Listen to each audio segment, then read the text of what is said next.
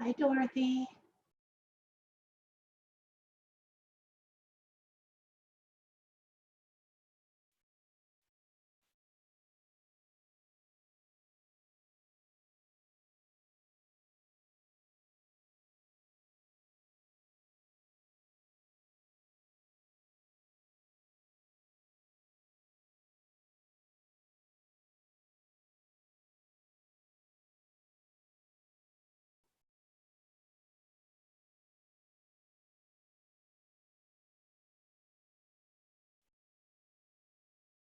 Dorothy, if you can hear me, it says that you need to connect to, let's see what this is saying here.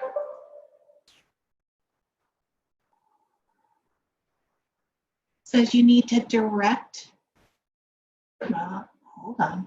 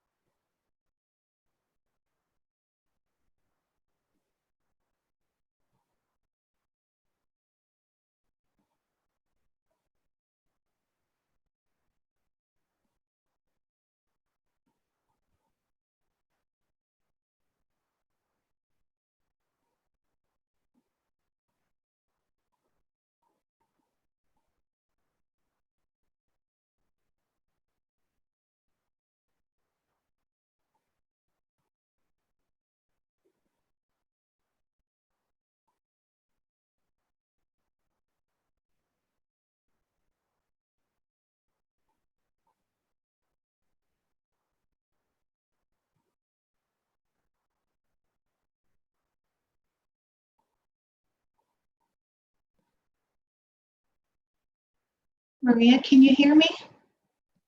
Yep. Here you are. I thought Dorothy was on here, but I couldn't hear her. I just unmuted and now you get to see my face too. There you are. I'm not in the Bahamas, however. How is it there, Lorraine? It's wonderful in my mind. Yeah, there you go. There you go. I was reading that Microsoft was upgrading Teams so that we could have screenshots in the back. Seems to be one of the more popular Zoom features. Mm-hmm. Wow, Lorraine, how did you do that? You have to go into your settings and change your backdrop.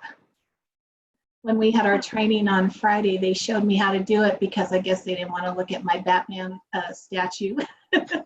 But it looks like it's moving. I know how to do like a static picture. I don't know how to do it where it looks like it's a video. Yeah, I can show you how to do it.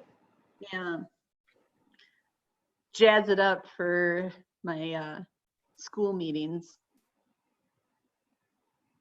I'm trying to figure out how to do this where I can see all of you. Well, I think that's a good thing about Zoom is that we can have lots of folks. Yes. You know, Lorraine, since I have you here and we're not recording.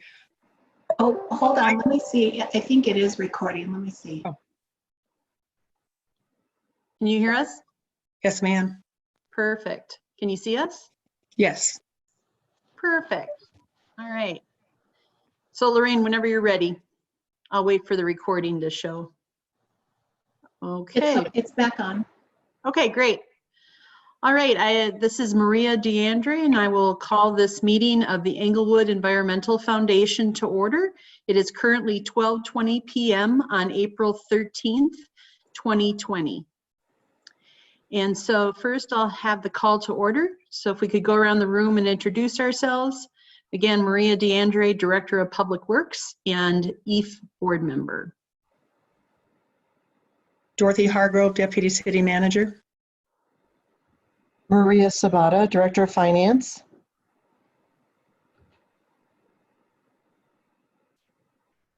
Allison? McKinney Brown, City Attorney.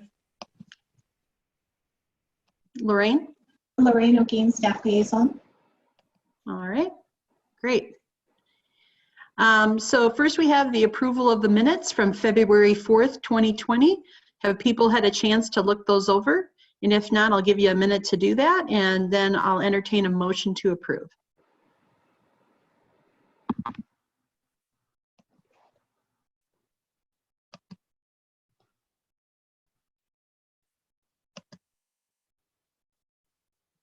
I move that we approve the minutes as presented for the meeting of February 4th, 2020. And this is Maria Sabata. I'll second. All right, moved and seconded. Any other discussion? If not, all those in favor say aye. Aye. Oh, and Aye. Lorraine, could you ask the three of us individually? Why don't you do that since we're on, it's hard to tell voices. Okay. Maria Kind of take like DeAndrea. roll call. Maria Aye. DeAndrea, do you approve? Maria Sabata. Aye. Dorothy Hartgrove. Aye. Thank you. Motion passes. Thank you. All right, so the new business that we called this meeting primarily to discuss is the received with the guild, and he's requesting a basically a waiver of their rental fees or their lease fees for the month of April, and I'm assuming May if it gets into that. So they did mail a check to the city, so we did receive April payment, but he is requesting that be the lease be be waived for those 2 months. So, oh, here's the letter. Thank you. Or it was an email, excuse me. So they're looking to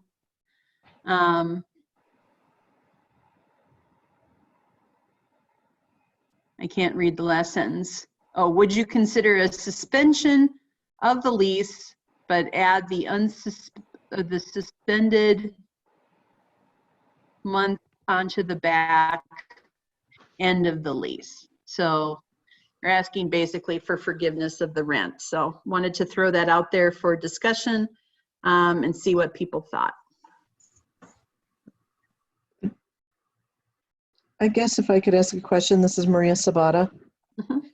What does it mean, the suspended month back to the end, that we'd actually extend their lease and they would give us payment at the end of their lease for another month or two? Is that what that means? I read it as a balloon payment, that they would still owe the money, but they would be allowed to not pay it till the end of the lease. Without increasing the number of months that are currently Right. included. Correct. That, while he's kind of vague in the statement, the act that would require the least modification of the agreement would be to make this a balloon payment at the end. And if you did that, I think what he's suggesting is without any kind of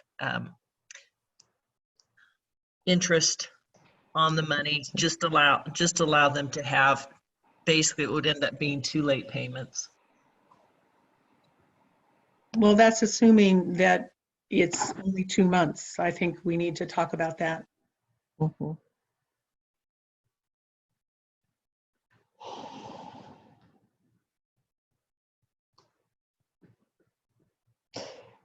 I think the concern for that particular business is, do people, now that they've figured out how to work at home, are they going to come out and work in a shared space in the future?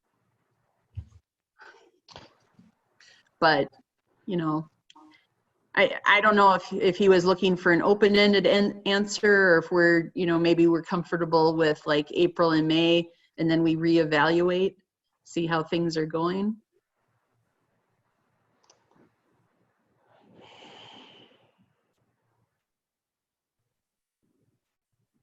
I know I should probably know this. This is Maria Sabata. What is the monthly rate? I don't, let me see if I can pull it up while we're talking. I don't Okay. know it off the top of my head. Do you know, Maria, I don't know that space very well, but if there are requirements to maintain safety in months coming. Does the space allow for those types of requirements, like a 6-foot distance?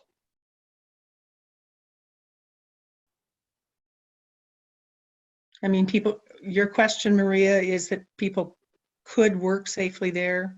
Mm-hmm. Okay. Yes. Yeah, they have some individual offices and then some, you know, kind of out in the open, like shared tables. It almost looks sort of like a cafeteria, you know? And so I think if you rent an office, obviously it's probably more money than if you just are sharing the space and sitting at a table. Right. I think I would recommend a dual approach. Say we're willing to consider the balloon payment, which Allison points out is kind of what they're asking for, based on forgiveness or the rate during April and May of this year. But part B is, you know, subject to further discussion based on the availability of opening as a regular business. In other words, we can kind of say, yes, we're going to meet your need, but we're not going to change the documentation until the 1st of June when we reevaluate.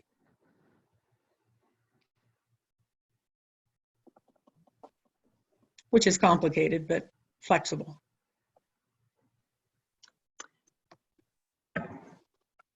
The current rent from December 1st, 2019 until November 30th, 2020 is $3,543.50 per month.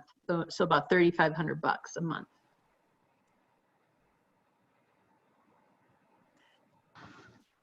While this is your conversation, I need to point out that we're not in a position to rent that property out to anyone else in the next 2 months. Yeah. And honestly, if they fail as a business, which is totally outside our control, and they may be more subject to that based on it being the type of business it is, we would have to build into the EEF budget, going in and making modifications, going out and looking for somebody else who wanted to buy, you know, rent that size of a space for the amount of time. So I don't see how there's any harm to EEF to negotiate or to work with them pursuant to the Pandemic Powers Act, at least in the short term. I agree with Dorothy. At some point in June, you need to bring a representative in to meet with you to talk openly about whether or not EEF needs to start looking for other renters for that space, which again is going to be a difficulty based on that kind of a space and this issue. But in the short term, I don't see how it puts EEF in any different a position than it's currently in. On a practical level, you're right. Mm-hmm.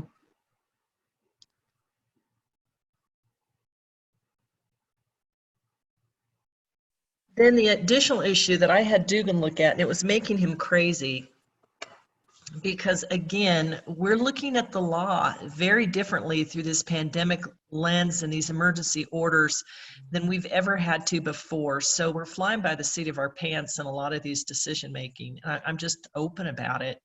But what we have in this case is Ordinance 10, in which the City Council delegates much of their authority that's not set forth in the charter, just what's set forth in the code, but it delegates authority to the city manager to act on their behalf in order to appropriately respond to pandemic related issues.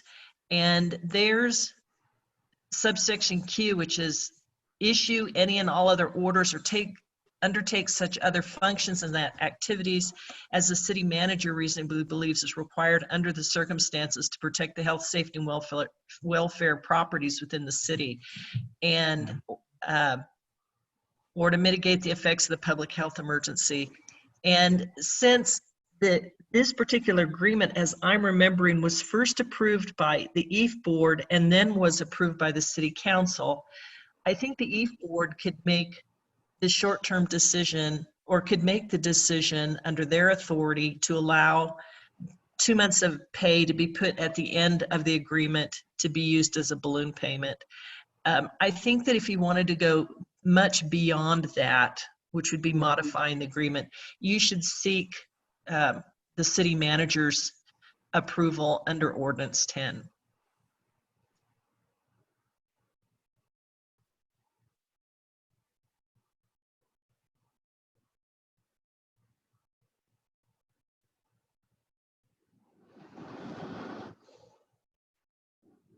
Maria, you're on mute. Dorothy, could you restate what you had suggested? I was looking for that rent lease. I missed Well, it. to make it a two-step process, saying that we agree to add the foregone payments from essentially the April and May payments. Well, you said they've already paid April, right? They do, but they're seeking, they would seek that back, I guess. Like a refund? Sorry, I'm distracted now. Well, that was the way I originally read it, was that it not be added to the end, but I could be wrong too. Because Sorry. I didn't understand that second paragraph either. Well, I think if they've already paid us, we could say, we're going to forgive May, but we're going to renegotiate in June, depending on the situation at the time. Mm-hmm. And we agree that the May payment would be added to the end of the lease in the absence of any other change in the negotiations in June. Okay. I would think that's reasonable given the uncertainty of how things are going to progress here over the next month. Yeah. See how things go. Okay. So Dorothy, would you make a motion to that end? I move that the EEF board approve a suspension of the May payment from the Guild to EEF for the month of May under the agreement that this will be added as a balloon payment to the end of the lease, and that we will negotiate no later than June 15th to finalize the documentation and assess the situation at that point for any further changes. Okay. And I'll second that.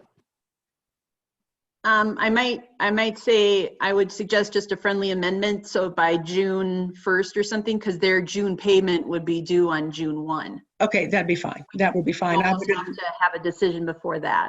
okay, I would amend my motion to change it to June 1st, that we negotiate and come to a final, or at least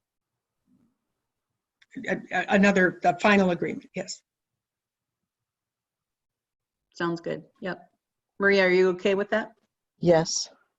Okay. So motion made and amended to June 1st. All those in favor say aye. Aye.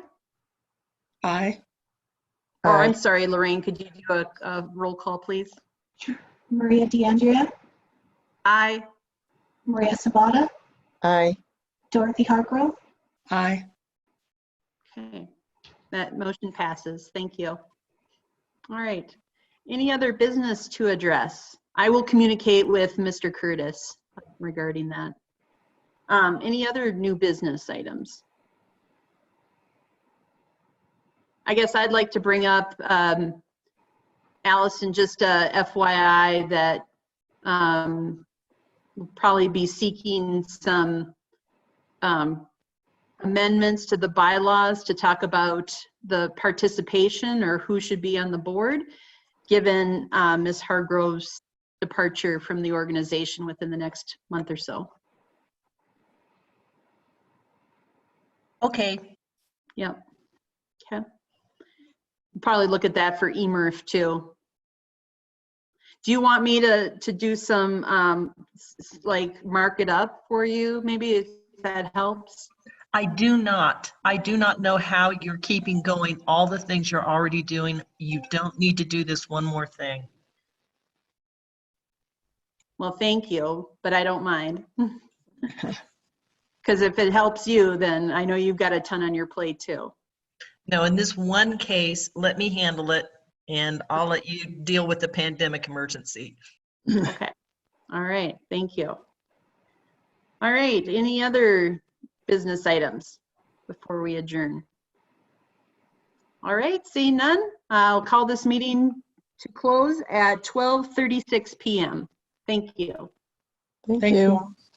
Take care.